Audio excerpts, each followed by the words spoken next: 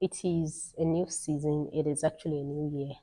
And most of the time, when a new year approaches, what many of us do is to put down their plans for the new year. They put down, they put down the things you want to do, their goals, their aspirations, their plans for the new year. Basically, many people put down their resolution. This year, I want to do this. This year, I want to exercise the more this year, and so on. Well, whether people stick to it or they don't stick to it is not the discussion for the day. And for me also, there have been years that I penned down my New Year resolutions. Oh, this year I want to read my Bible from Genesis to Revelation. This year I want to engage in exercise. This year I want to achieve this. I want to register for a skill. I want to acquire new skills. I want to do this and that. But well, well, for some years I have stopped that. I don't really do that again. But I started a new, should I call it a habit?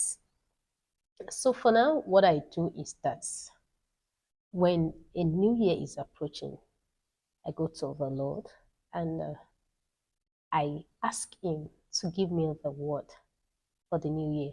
There are times that I do that at the beginning of the year, but I have realized that in the last 2 years, even before I ask, the Lord would have given me the word to run by for the coming year.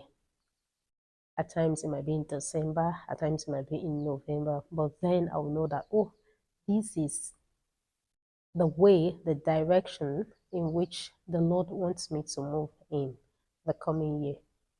And another thing that I do is whenever the Lord tells me that, the Lord gives me, most of the time it comes as scriptural references, it comes as a verse of the Bible. And what I do is that I write it down so that I'll be able to roam with it, because I know in the course of the year I may forget, and even as the events begin to unfold I may forget, but then when I open my journal and I see it, I remember that this is how the Lord wants me to navigate this year.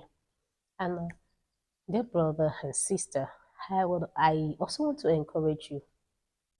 Perhaps, yes, you already have your New Year resolutions. You have them all planned out. You have them all written out. This is what you want to achieve in 2026.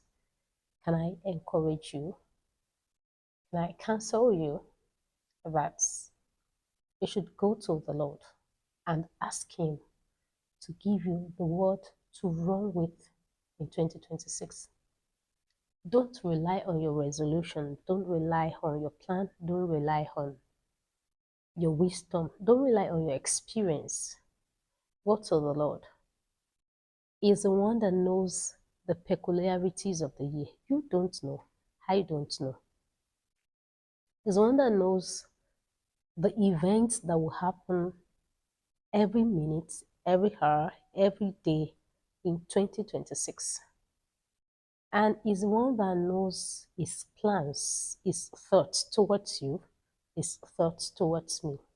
So he is in the best position to give you the word for 2026. Habakkuk chapter 2 verse 1 says, I will stand my watch and set myself on the ramparts and watch to see what he will say to me and what I will answer when I am corrected.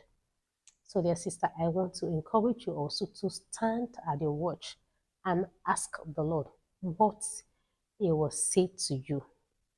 And then verse 2 of Habakkuk says, then the Lord answered me and said, write the vision.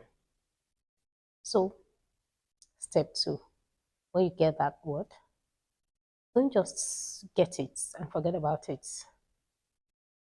Write it. Put it down. It says, then the Lord answered me and said, write down the vision and make it plain on the table, that he may run who reads it, that you may run you need to write it down. You need to put it in black and white so that in the course of the year, even when you're overwhelmed by events or activities of the year, you still have the word of the Lord written out clearly. You have the vision written and displaying for you so that you'll be able to run. Right? And that is what I do also when I get a message from the Lord. I put it down. I write it down. I don't just leave it in my head. I write it down. So I will be able to run with it. Dear viewer, like this video, share it and subscribe to this channel. Thank you.